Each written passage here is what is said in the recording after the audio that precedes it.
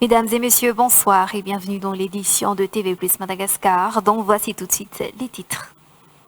Madagascar vise à devenir le grenier agricole de l'Indiano-Océanie et du continent africain pour contribuer à l'autonomisation alimentaire de la région, selon le discours d'Andradouilne, président de la République, lors de son discours de bienvenue de la cérémonie d'ouverture du 5e sommet de la Commission de l'océan Indien. Les critiques émises par quelques ressortissants malagasy en France n'ont pas empêché les parlementaires français de venir à Madagascar. Selon le sénateur français Michel Lugier, les journalistes ne devraient pas prendre comme source les publications sur les réseaux sociaux. Ils devraient effectuer un recoupement de leurs informations avant de publier un article, selon ses dires. En marge du 5e sommet de la COI, une cérémonie de restitution de 25,5 kg d'or de Madagascar par l'île Maurice, par le biais du Premier ministre, s'est tenue au CCI Vatou. Le président malagasy a adressé ses sincères remerciements au Premier ministre mauricien pour avoir effectué le rapatriement tant attendu de cet or qui a quitté le pays de manière illégale. En Ukraine, au moins 8 personnes ont été tuées et 63 blessées dans la nuit de mercredi à jeudi lors de frappes russes sur Kiev. Cette nouvelle attaque de missiles, l'une des pires visant la capitale ukrainienne, intervient au moment où Donald Trump accuse Volodymyr Zelensky de saboter un possible accord avec la Russie. Allez, ce soir, Madagascar vise à devenir le grenier agricole d'Indiano-Océanie et du continent africain pour contribuer à l'autonomisation alimentaire de la région, selon le discours d'Andradouilne, président de la République, lors de son discours de bienvenue de la cérémonie d'ouverture du 5e sommet de la Commission de l'océan Indien. Une ambition qui s'aligne avec le thème du sommet, la sécurité et la souveraineté alimentaire pour le développement du marché dans l'Indiano-Océanie, accueilli en terre malagasy pour sa 5e édition qui coïncide avec les 40 ans d'existence de la COI. Le sommet a vu la présence de tous les chefs d'État et de gouvernement au sein de la COI. Parmi les invités d'honneur de l'événement se trouve Nicolas Rabimnanzach, vice-président du Sénat. Reportage de Pierre Nandoni, Livrasat et Domegar Nebzon. Jour J de la 5e édition du sommet des chefs d'État et de gouvernement de la Commission de l'océan Indien, ou COI, ce jour à Vatou. Madagascar est le pays hôte de ce sommet qui coïncide avec le 40e anniversaire de l'organisation. Haute personnalités de tout genre, chefs d'institutions, membres de gouvernement, parlementaires, opérateurs économiques, pays observateurs de la COI et chefs d'État et de gouvernement, tous ont été présents. Parmi les invités d'honneur de l'événement, le vice-président du Sénat, Nicolas Rabimnanzach, a honoré de sa présence la cérémonie d'ouverture du sommet.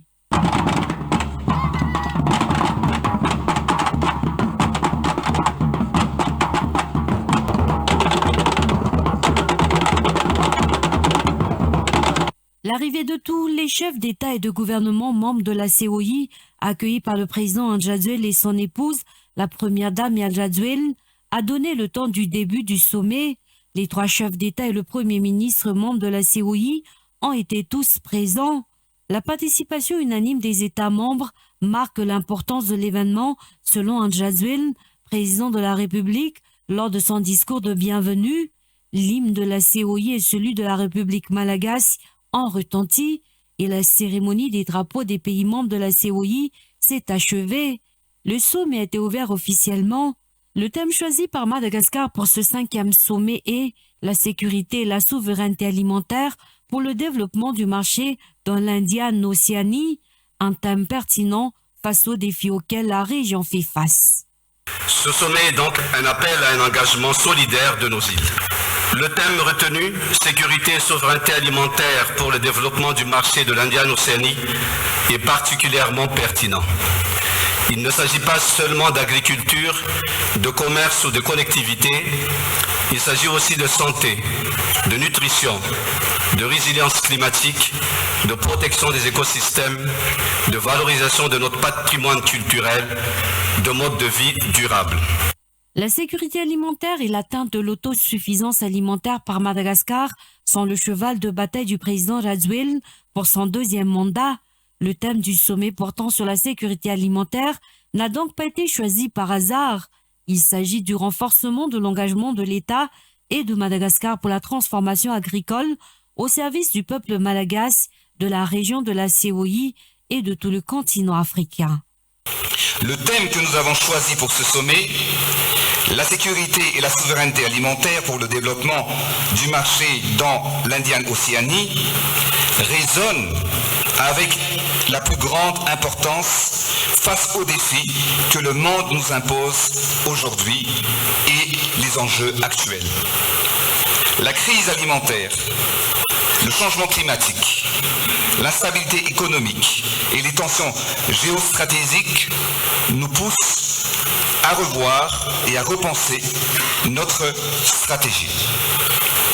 C'est pour cette raison que nous devons produire et transformer localement dans notre sous-région tout ce dont nos populations ont besoin.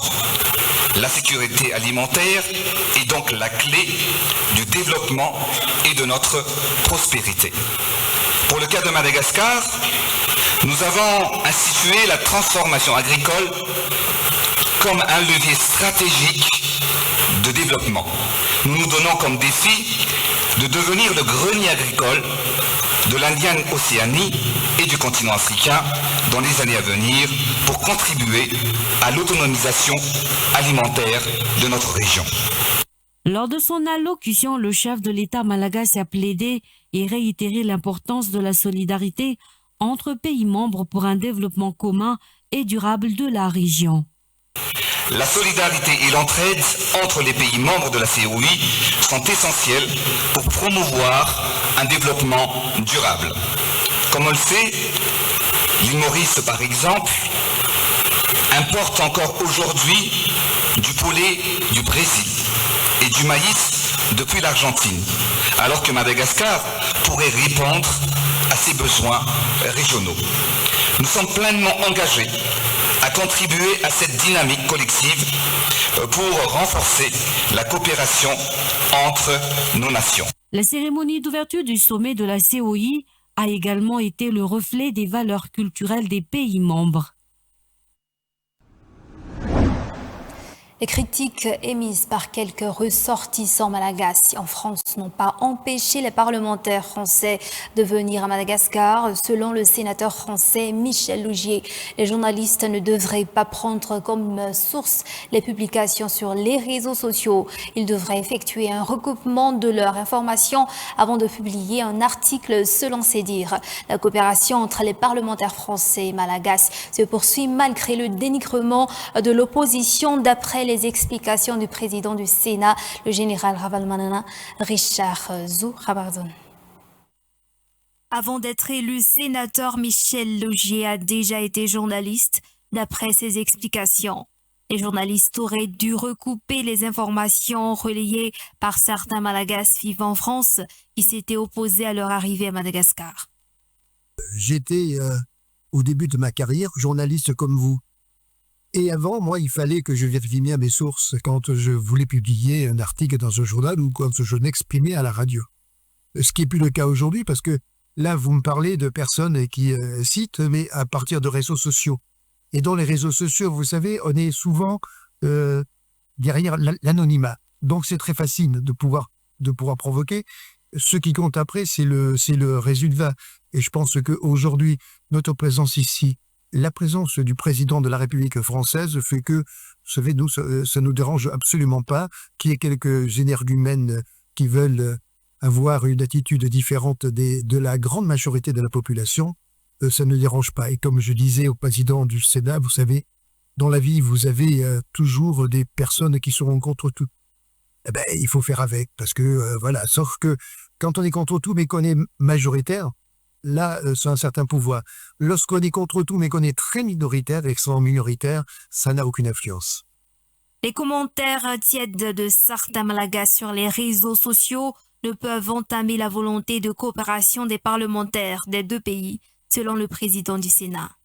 Je voudrais remercier monsieur le sénateur d'avoir fait cette visite de courtoisie. Madagascar et la France ont eu des relations depuis de longues années. Et moi, je peux dire que c'est la France qui est la plus proche de Madagascar en matière de culture, relations économiques, relations de fraternité. Et donc c'est bien de renforcer ces relations. Les membres du bureau permanent du Sénat ont accueilli les parlementaires français hier au Palais de Verre. Pour continuer, les parlementaires français, à savoir les députés et les sénateurs, ont tenu à rencontrer les parlementaires malagasy en vue de raffermir la coopération franco-malagasy en marge de la visite d'État du président français. La facilitation des échanges d'expériences et de bonnes pratiques entre les deux institutions a été au cœur des discussions à l'Assemblée nationale à Tsimbazaz. Les détails avec Sibila Mazav et Fechan Jemananzar. Le président par intérim de l'Assemblée nationale, Augustin Djemananour, qui est également le vice-président de cette institution en charge de la province d'Antananarivo, a reçu une délégation française composée de députés et de parlementaires, dont Amélia Lacrafi, députée représentant les Français établis hors de France, Michel Augier, sénateur des Yvelines en Île-de-France, et Alain Leroy, ancien ambassadeur et ancien secrétaire général adjoint de l'ONU, chargé des opérations de maintien de la paix. Cette rencontre placée sous le signe de l'amitié de la coopération s'est tenue dans l'enceinte de l'Assemblée nationale malagasy dans le cadre de la visite d'État du président français en terre malagasy.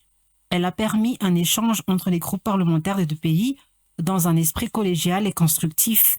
Les échanges ont porté sur plusieurs points, notamment le renforcement de relations interparlementaires et la facilitation des échanges d'expériences et de bonnes pratiques entre les deux institutions. C'est un honneur de laisser le président arriver et venir voir nos collègues parlementaires, donc sénateurs et maintenant Assemblée nationale, réitérer en fait les relations qu'on a et qu'on a envie de consolider entre nos deux parlements. Nous faisons déjà beaucoup de la formation de parlementaires malgaches, de fonctionnaires malgaches, et nous avons encore maintenant du travail législatif, donc en fait à échanger nos textes et voir comment on peut se nourrir mutuellement et continuer en fait cette belle collaboration et cette belle coopération entre l'Assemblée nationale française et l'Assemblée nationale malgache. Nous avons échangé sur des sujets très concrets et quand on est des pays aussi proches et on se dit qu'on partage beaucoup d'amour entre nos deux pays, on se dit les choses et on s'est dit les choses de manière très directe. On a parlé des sujets des visas, c'est un sujet qui revient souvent. On a parlé des sujets de fiscalité, des sujets de francophonie et comment on fait ensemble rayonner la francophonie qui est vraiment un cadeau qu'on a en partage. Et c'est vrai que Senghor disait que c'était un héritage et qu'il fallait le faire, le nourrir. Donc vous le faites admirablement bien et nous allons continuer à le faire ensemble avec vos députés. Cette rencontre a également été l'occasion de renforcer les liens d'amitié entre les deux nations et de partager des perspectives sur les enjeux communs. À titre d'information, côté malagasy, le groupe parlementaire France-Madagascar, regroupant actuellement 55 députés issus de différentes régions et sensibilités politiques de Madagascar, a activement pris part aux discussions. Tant attendu en marche du 5e sommet de la COI, une cérémonie de restitution de 25,5 kilos d'or de Madagascar par l'île Maurice par le biais du Premier ministre s'est tenue au CCI à Ivatu. Le président malagasy a adressé ses sincères remerciements au Premier ministre mauricien pour avoir effectué le rapatriement tant attendu de cet or qui a quitté le pays de manière illégale dans un esprit de respect et de coopération. Le président Andjadouel a réitéré sa volonté de lutter contre les réseaux mafieux. Nzakanje Maïr nous rapporte les détails. Maurice a restitué à Madagascar ce jour 25,5 kilos d'or saisis par la douane mauricienne. L'or qui a quitté Madagascar de manière illégale et est retourné dans le pays illustre la marque de respect et de coopération longtemps attendue de l'administration mauricienne, avec la volonté du Premier ministre que le président Andradouil a remercié au nom du peuple malagasy. Il est fort, il dépasse le symbole. Car aujourd'hui, Maurice, à travers vous, Monsieur le Premier ministre, nous restitue les 25,5 kilos d'or, de l'or qui a quitté notre pays de manière illégale et qui revient aujourd'hui sur notre sol. Et pour cela, je tiens à vous remercier sincèrement, Monsieur le Premier ministre. Merci pour ce geste. Merci pour cette marque de respect. Et merci pour cette coopération que nous avons longtemps attendue. Ce que nous vivons aujourd'hui montre une chose, que quand la volonté politique est là, la justice avance. Quand la conscience existe, la vérité triomphe. Nous savons tous que l'Afrique perd beaucoup à cause des trafics illicites. Des ressources sortent sans contrôle, comme le cas de Madagascar, sans trace. Et ce qui est malheureux, c'est que sans bénéfice également pour nos peuples. Cela doit changer et cela commence par des actes. Aujourd'hui, Maurice a posé un acte responsable, un acte de solidarité et un acte de fraternité. Lors de la cérémonie, le président Andradouil a réitéré sa volonté de lutter contre les réseaux mafieux qui a longtemps spolié la richesse des pays africains. Cet or appartient à Madagascar, à son peuple et à ses générations futures. Et là, actuellement, nous allons tout de suite escorter et ramener en fait l'or qui va aller directement à la Banque centrale de Madagascar. Et cette cérémonie, mesdames et messieurs, n'est pas qu'une simple restitution. C'est aussi une preuve de notre engagement à renforcer notre coopération avec l'île Maurice, nos échanges entre la douane, nos contrôles conjoints, ainsi que nos mécanismes de traçabilité. Ensemble, nous devons protéger nos richesses, nous devons barrer la route aux réseaux mafieux, nous devons unir et être vigilants et être fermes également. Cette cérémonie constitue ainsi un engagement pour renforcer la coopération avec l'île Maurice et d'affermir les échanges entre TV+ Madagascar. Rubrique sport. Arnel Narangiamanarif, président de la Fédération malagasy de l'haltérophilie, a été élu vice-président de la WFA lors d'une assemblée à Maurice.